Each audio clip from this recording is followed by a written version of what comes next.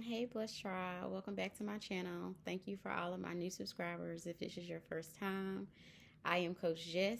And if you are returning, I just appreciate all of your support. And today I have another mental health motivational word for y'all. So I have been seeing the number 555 so much. And as you can see, I was able to be blessed with my sister to be able to spend some time with her, get my hair done. But of course, just like any other stylist, you have like conversations, and it's just like a whole girls empowerment move when you're getting your nails and your hair and your eyebrows and all those things done. But uh, by while we were talking, I was just getting the revelation of just service, service, service. And that word just stayed on my heart and on my mind. So when I got on, I was just like, okay, God, what's the word that you have me to come out of service? So when I opened up my journal, I had the first beginning of the letters with the word cancel. So God said, Jessica, get on here and tell my people that I want them to cancel. And he's speaking to me too. He wants you to cancel your plans because he got better for you. I was like, ooh, that's a good word. So sometimes we may think that we know the right way to go. We know we have an idea in our mind of how we want our life to go. But God is wanting me to encourage you guys just like He's encouraging me. Jessica, Bless Tribe, He got better for us, okay? So whatever you got in your mind is way too small. He's saying cancel that plan. Cancel that because that's going to keep you wandering around in the wilderness and accepting a bare minimum for people. So he also gave me the angel number 555. And when I looked that up, the word change just kept coming up. And that's the word that resonated with me. And I kept seeing that number throughout my day, just randomly, just, on people license plates, or the time may be on 555. When I looked at it, it just stuck out to me over 3 times. So I was like, okay, it must be a message in there also. So when I looked up what it mean, the word that came to me was just change. God is saying that he is wanting us to switch it up. It's time to switch it up. The route you've been traveling, that's not the route he wants you to travel. He wants you to go another route. That doesn't mean that he wants you to just drop everything and just go in a different direction, but pray about it. He's going to guide you through that process, and he's doing it through me. I'm going in a whole nother direction than what I predestined my life to be. I thought I had it all planned out. I was going to go to school, get a degree, get a job, get a 401k, retire, have some grandbabies, get married, the basic things that we usually yearn for out of life. But God say, listen, cancel those reservations, cancel those plans. I got something way bigger and better for you. So I was like, okay, God, that's a good word, right? So he's also saying that he wants to see how you can give back in the kingdom. The word service just kept coming up. And while I was thinking about service, I was thinking about how Jesus just was being such a servant in Mark. So the scripture that came to me was when he went back to his hometown and he was rejected. And a lot of people know when people are familiar with you, they may not accept your gift because they know who you were in the world. They knew who you was. They know how you used to behave, things you used to participate in, the way you used to talk, walk, dress, social circles you used to be in. Even when me and my sister were talking, we were, just catching up on different things that were happening in our local community. And I'm just like, wow, like I just can't believe people are still continuing to do the same things that were done when we were kids, and we are well adults at this point. So it's just, sometimes when you hear things and how people are behaving, it's time to get into the kingdom, especially if you're trying to go another route. But you can expect these same people to come back and reject you and say you're a fake, you're a phony, because they don't respect where you are and where you're going in the kingdom. But don't let that discourage you, just like I'm not letting it discourage me.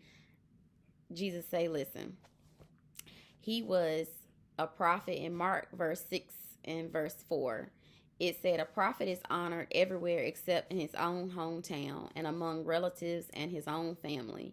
So basically, it hindered him from being able to do any miracles there because they just remember who he was.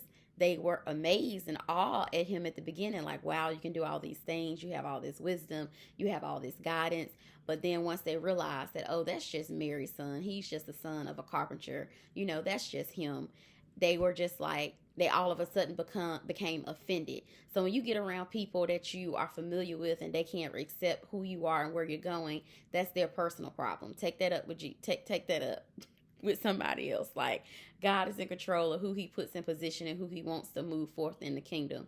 And he's going to send the support. God is even telling me, Jessica, you don't know the support and the connections and the miles I have your name, associated with them. You don't know where I'm going to take your name. So you can't continue to depend on the resources that you created and generated for yourself. Cancel those plans. I got bigger and better things for you. So when I was thinking about getting active in the kingdom, like some of the things that you can do to become active is to, of course, don't worry about like people in your local hometown. Like, your gift is so big and abundant, you're going to reach people from all over the world. I just spoke about how I was just speaking with somebody in a whole nother time zone.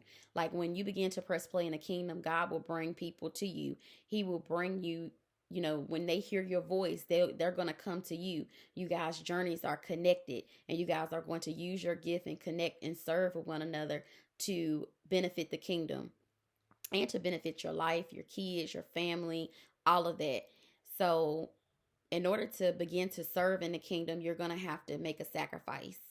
And a sacrifice is to give up your time, energy, and money. And a lot of people think that you only got to sow into the kingdom with financial resources, but that's not true. You also can give your time, your energy, some of your gifts and things that you know how to do. You can help somebody else. And I was actually thinking about, well, sometimes we can be stubborn, and this is my issue. Sometimes I can say, you know what, God, I always pray. Is that my issue? Because I'm a life coach, so I'm a server. I'm always giving. And like I said, I like to keep my emotional and mental, spiritual, all of that tank. I like to keep it at a halfway mark, just so I can make sure that I'm able to give my gift and give people quality services when they come to me.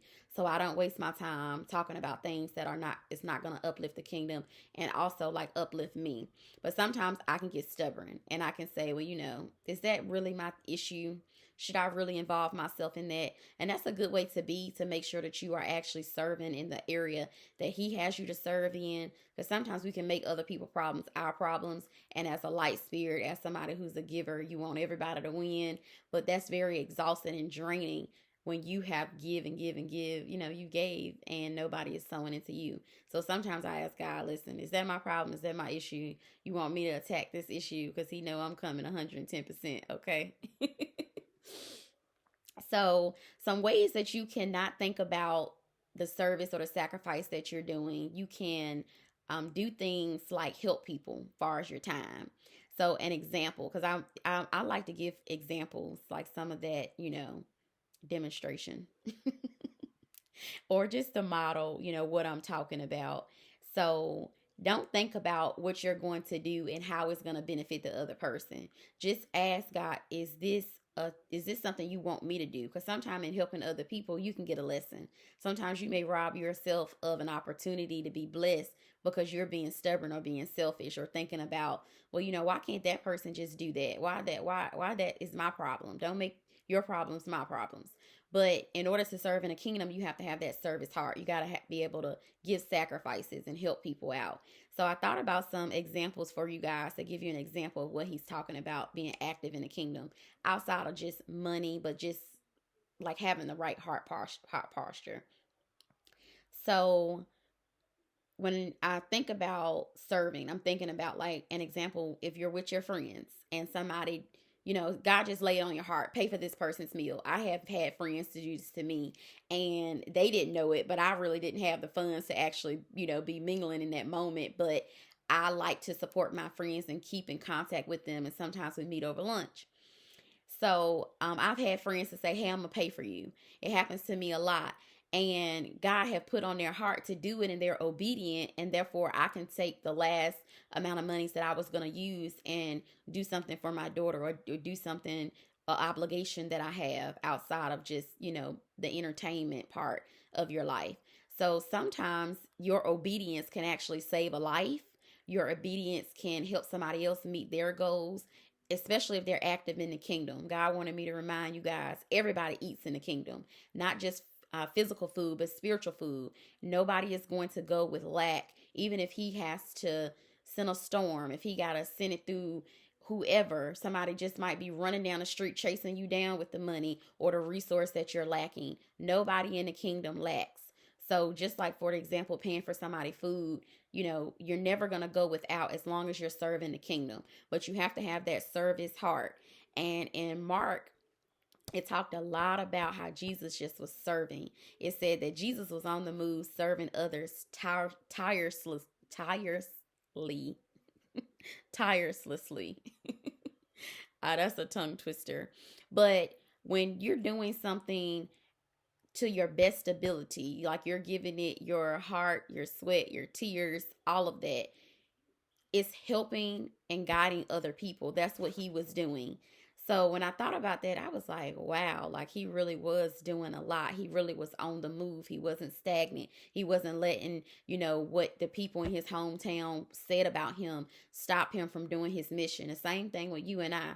We can't let the lack or fear of that. If we give somebody something, it's going to hinder us in any way. If we do somebody else a favor, it's going to hinder us, especially if you're serving in the kingdom. You have to sow into other people and sow into other people's gifts in order for the seeds to be harvested at another part in your life. So don't be afraid to, sow into people who are actually serving in the kingdom, because they do need support. God said he's going to send the support that you need. So you don't have to worry about anybody, chasing you down for the meal they bought you. They did it from the gracious of their heart. So you don't have to worry about it being any type of, like, oh, you owe somebody something just because they did something good for you. God is going to send people that are going to service you, help you reach your goal and your mission in the kingdom. And you also have to do the same things.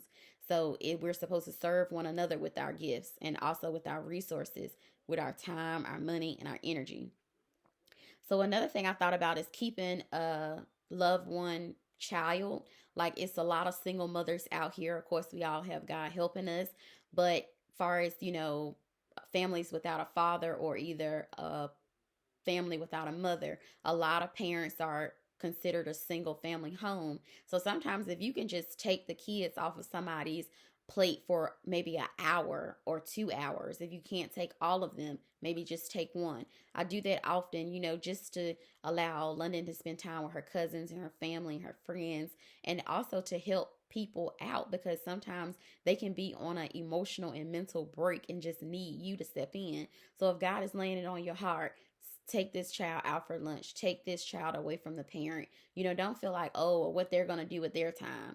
I got more things to do. You have to be in that sacrifice spirit where you're willing to give up some of your time, your energy, and your money.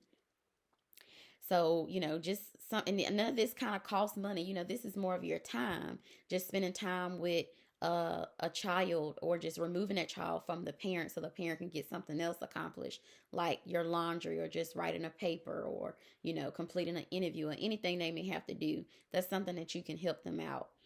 And another way is that you can help somebody clean their house. I know for me, just having that mental declutter out of my mind, and just being able to visually see and have it clean and clear, I can think better. It increases my creativity. It increases my ability to concentrate. I just feel like I can just flow in the spirit when I have things more in a tidy space. So the same thing, if you have a family member who have deep depression, or they just don't know how to be organized, or they may not have the time, they may not have the knowledge or somebody to help them. Helping a family member clean their house could be a way to serve in the kingdom. Me providing life coaching, if you need that service, I'm here to serve in the kingdom. And I just like the way where God just never gets distracted. Jesus never gets distracted. Like, even when he is being talked about, people are just saying, well, we're non-believers, like, even if they started off liking him and then they transition to not liking him, people are going to flip-flop on your team, because you're not here for the people. You're here to serve the people, but you're here to do a mission. So just like Jesus did, he just accepted that I can't be accepted in this environment, but he went on to be accepted in environments that allowed him to do miracles there. So the same thing with you. Switch up your game plan. Cancel those plans that you had where you had it all figured out. You had, who was going to give you the loan from the bank, who was going to be there with you when you graduated or when you celebrated or when you came to this place of where you wanted to be in your career with your business or with your kids. You wanted certain people to be there and they're just not there. It's okay. Cancel those plans. Switch it up. Be willing to go another route, because sometimes God has another plan for you. So I just wanted to get on and give that word. It actually resonated with me because I'm in a phase in my life where I'm just like, embracing who I am. I am just accepting who I am. I'm getting so much love and support from my family. So kudos to my family, everybody that's like watching, everybody that's sewing into me. It really does encourage me to know that I have a mission and a calling over my life, and everybody attached to me will win. So even you, the blessed tribe, like the more that I elevate, the more that I accept my calling in the kingdom, the more that I'm obedient. Obedience is going to be the thing. It can actually save somebody's life, because you never know who's dependent on you to help them. If you don't listen when God say pay for that person food, vacuum out their car, wash their clothes, keep their kids, you never know what part you play in somebody else's story. So be obedient, and don't let your stubbornness or you thinking like, oh, that's not my problem, that's not my issue, stop you from actually getting a lesson or blessing somebody else. Because in the kingdom, we all help each other. We all rally together, and we all figure out how to get the mission done. We each have different missions, but most of our missions are connected. I know I've connected with so many beautiful, beautiful, talented, and uplifting people in the kingdom. It's just a whole different environment. You just feel like you're just living an out of body experience. Like, you see the world from a different lens and a different point of view. So I hope this word, cancel your plans because God got better for you, helps bless somebody on today. I hope that, me providing those examples gave you some type of insight on what you can do to help a friend to be like Jesus while he was being a servant, helping God and people, giving his time, his energy, his blood, sweat, and tears. And remember to make a sacrifice. In order to be obedient in the kingdom, you're gonna have to get out of your comfort zone. You're not gonna be able to remain comfortable and give a sacrifice. A sacrifice means that you have to go out of your way to do it. It's something you naturally wouldn't have done. It wasn't naturally on your agenda. You had to give up something. So give up all the things that you had on your list and begin to let God reveal to you what should be on your list, what should be your next steps. Because even though we have good plans, they be so good. You be like, oh God, if you could know what I want to do. It's so good. But he's like, no, I got something way better for you. I'm going to upgrade you. I'm going to turn it around, give you some good people to love on you, take that stress off your back, just to help you out in the kingdom to get the mission done. And you shouldn't be stressing. It should be a beautiful growing experience. You should be waking up every day, developing your relationship with God. So you guys be encouraged. If you want life coaching with Jess, please check out the link in the description. I'm going to be up here every single day giving you guys another mental health motivational word. Subscribe if you haven't subscribed. Make sure you guys come right back here tomorrow. God bless.